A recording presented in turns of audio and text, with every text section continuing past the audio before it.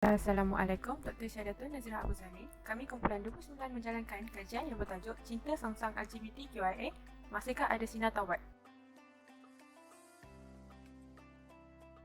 Untuk abstrak, LGBTQIA atau lebih dikenali sebagai homoseksual merupakan salah satu masalah sosial yang berlaku dalam kalangan masyarakat dan tidak terkecuali juga masyarakat yang beragama Islam. Sejarah telah menceritakan melalui kitab suci Al-Quran bahawa homoseksual telah wujud sejak zaman Nabi Nuh lagi sehinggalah ke masa kini. Pada peringkat awal, ideologi cinta songsang ini telah ditolak oleh majoriti masyarakat global, namun perjuangan demi perjuangan yang dilakukan oleh golongan ini dengan berselindungkan propaganda hak asasi manusia telah berjaya membuka peluang untuk menjadi sebahagian daripada masyarakat. Penulisan ini bertujuan untuk mengenal pasti dan mengkaji sejauh manakah peranan pihak-pihak yang bertanggungjawab untuk mengekang cinta LGBTQIA ini dan apakah faktor yang mendorong golongan muda kita terjebak dalam kancah dosa ini. Seterusnya, merumuskan bahawa golongan yang terlibat dengan homoseksual masih boleh mencari taubat Allah SWT dan berubah menjadi lebih baik. Penulisan akan menggunakan pakai kaedah kualitatif dengan merujuk kepada kajian kepustakaan yang merangkumi pelbagai bentuk bahan seperti artikel, jurnal, akhbar, fatwa, kajian-kajian ilmiah dan pelbagai lagi. Objektif kajian kami ada 3 iaitu yang pertama, menyenaraikan faktor yang menyebabkan golongan LGBTQIA boleh terjebak ke arah jalan yang tidak dicintai oleh Allah SWT agar dapat diberikan pengajaran kepada kita.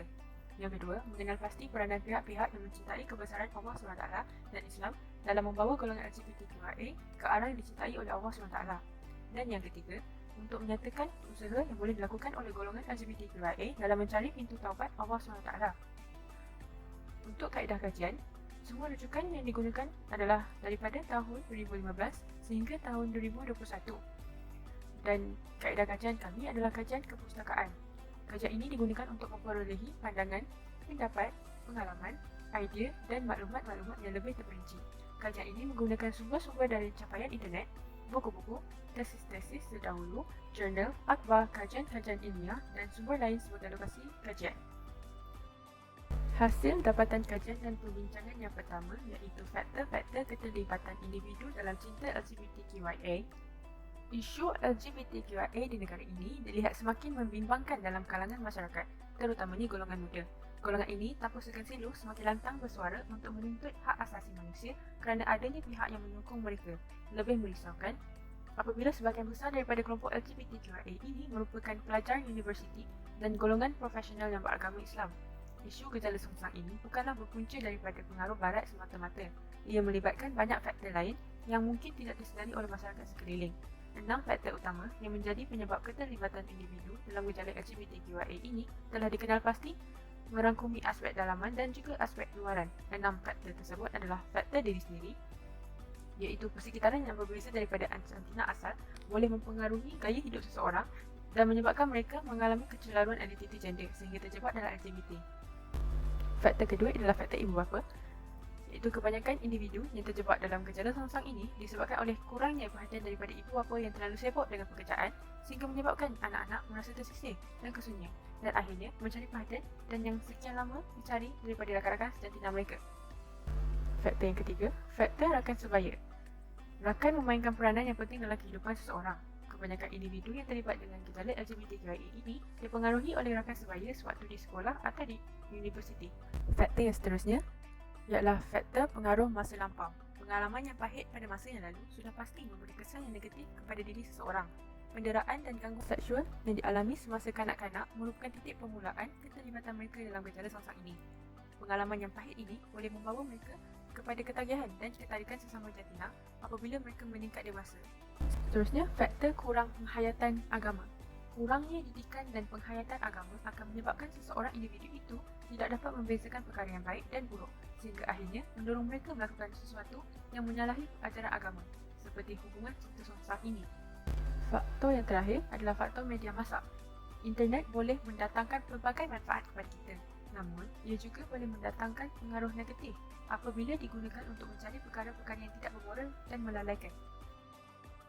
Hasil dapatan kajian yang seterusnya adalah peranan pihak tertentu dalam mendorong golongan LGBTQIA ke jalan yang lurus. Adakah kita akan membiarkan golongan LGBTQIA ini menjalani kehidupan tanpa bimbingan? Oleh itu, pihak-pihak bertanggungjawab perlulah memainkan peranan yang penting untuk membimbing mereka ke landasan yang benar dan mengikut fitrah manusia yang telah ditetapkan oleh Allah SWT.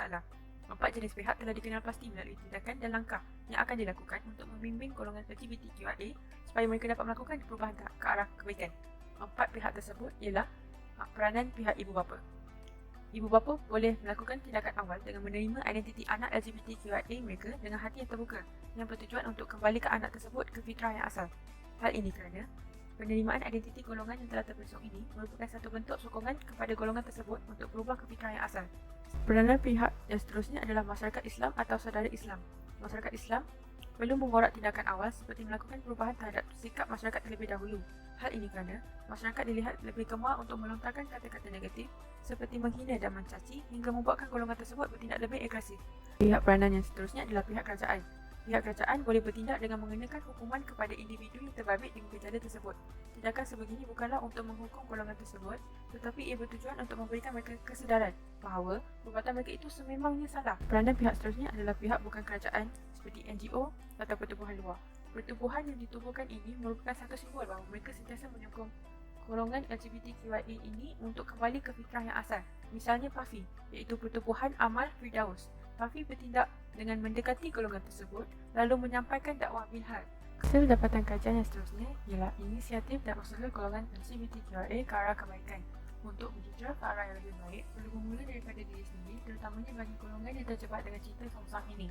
Bertepatan dengan firman Allah di dalam surah Ar-Ra'd ayat 11 dan mafhumnya, Allah tidak akan mengubah nasib sesuatu kaum sehingga mereka mengubah keadaan pada diri mereka sendiri. Berdasarkan ayat ini, setiap manusia perlu ada usaha atau tindakan yang dilakukan untuk memperbetulkan keadaan hidupnya. Antara usaha yang mereka boleh lakukan adalah: yang pertama, meninggalkan perbuatan yang lama. Untuk mencegah masalah pokok, seseorang individu haruslah memulakan dengan akarnya. Dalam konteks cinta songsang ini, individu yang terlibat mesti menjauhkan diri daripada segala perbuatan, benda yang mempunyai unsur-unsur LGBTQIA agar dapat istiqomah dalam bertaubat. Dan seterusnya, melazimkan amalan dan perbuatan yang baik. Amalan-amalan soleh boleh menjadi benteng kepada perkara-perkara mungkar. Dengan melazimi perbuatan dan amalan yang baik, individu tersebut dapat menjauhkan diri daripada terjerumus semula ke arah cinta yang songsang. Seterusnya, mencari bimbingan daripada pihak yang betul. Majoriti individu yang terjebak dengan kancah cinta songsang ini kurang mendapatkan didikan dan ilmu berkaitan cara hidup berlandaskan agama yang sepatutnya diberikan oleh ibu bapa atau di sekolah. Oleh yang demikian, mencari bimbingan agama semula merupakan satu lagi alternatif yang baik untuk bertaubat daripada perbuatan songsang ini. Menurut surah Toha ayat 82, dan sesungguhnya aku yang amat memberi ampun kepada orang yang bertaubat serta beriman dan beramal soleh, kemudian dia tetap teguh menurut petunjuk yang diberikan kepadanya. Bukti menjadi satu kewajipan kepada sesiapa yang terpesong daripada jalan kebenaran untuk bersegera menuju kembali kepada Tuhannya tanpa tertanggung, kerana peluang yang ada hari ini belum tentu ada keesokan harinya. Isu sama ada taubat golongan cinta songsang ini diterima atau ditolak merupakan satu hal yang mutlak yang hanya Allah SWT sahaja yang layak menentukannya. Kita sebagai hamba hanya perlu untuk melakukan taubat dengan sebenar-benar, kemudian berserah segala urusan kepada Allah dengan penuh keikhlasan. Allah tidak memandang sebesar apapun dosa yang dilakukan oleh hamba-hambanya, tetapi seikhlas mana taubat yang dimohon kepadanya. Tamat sudah pembentangan poster daripada kami, iaitu kumpulan 29. Hangat-hangat angin barat, pegang tahan erat-erat. Ingat-ingatlah akhirat, jangan sampai terlambat. Itu sahaja daripada kami. Sekian, terima kasih.